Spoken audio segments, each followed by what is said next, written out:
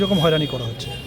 সাধারণ মানুষের সঙ্গে তো আমরা কথা বললাম লাস্ট কয়েকদিন ধরেই করছি এবং তারা সবাই কিন্তু খুব আতঙ্কিত, কারণ তারা বুঝতে পারছে অনেকজন তো এমনও হয়েছে যে যারা অলরেডি একবার হিয়ারিং অ্যাটেন্ড করেছে, তাদের সব কিছু ভেরিফিকেশন কমপ্লিট, আবার কিন্তু নোটিশ এসছে। তো তারা বুঝতে পারছে না যে কি চলছে এবং অনেকে কাজে যেতে পারছে না, যারা ধরে নেন পরিযায়ী শ্রমিক বা যারা বাইরে কাজ করতে যায়, তারা সবাই বাইরে কাজ করতে যেতে পারছে না। বাড়ির মহিলারা আতঙ্কিত, একটা পরিবারে একজনের সঙ্গে তো কথা বলেন, পরিবারের প্রত্যেকটা সদস্যকেই ডেকে নিয়েছে, মানে পুরো পরিবেশটাই কিন্তু আতঙ্কিত। মাইনরিটি সম্প্রদায়কেই বেশি করে ডাকা হয়েছে, এটা তো আমরা খুব ভালো করে বুঝতে পারছি, মানে প্রথম দিন থেকে আমরা দেখতে পাচ্ছি যে প্রায় 80% মাইনরিটিদেরকে ডাকা হচ্ছে।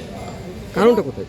কারণটা আবার কি, কারণটা একই যে 2021 সালে এনআরসির ভয় দেখিয়ে মানুষের ভোট টানার চেষ্টা হয়েছিল এবং মানুষ ভয়ে ভোটও দিয়েছিলেন টিএমসিকে, এবং এখনও ওই একই পরিবেশ তৈরি করা হচ্ছে।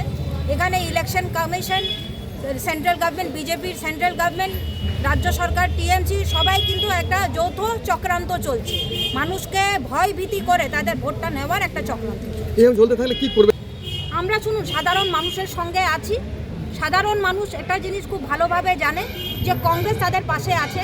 কংগ্রেস কখনো এরকম নোংরা রাজনীতি করেনি এবং আগামীতেও করবে না, এবং তাদের জন্য তাদের এই ডিমান্ড নিয়ে আজকে তো আমরা প্রত্যেকটা বিডিওর কাছে যাচ্ছি এবং বিডিওরা নিজের ঘাড়ে দোষ নিতে চাইছে না। তারা বলছে যে যা ডিএম থেকে যদি বলা হয় বা ইলেকশন কমিশন থেকে ডিএম থেকে ইনস্ট্রাকশন এলে আমরা করব। তাই আমরা ঠিক করেছি যে আমরা ডিএম এর কাছেই যাব এবং 29 তারিখে আমাদের বড় আকারে ডেপুটেশন আছে, সেখানে ওনার কাছে আমরা জবাব চাই।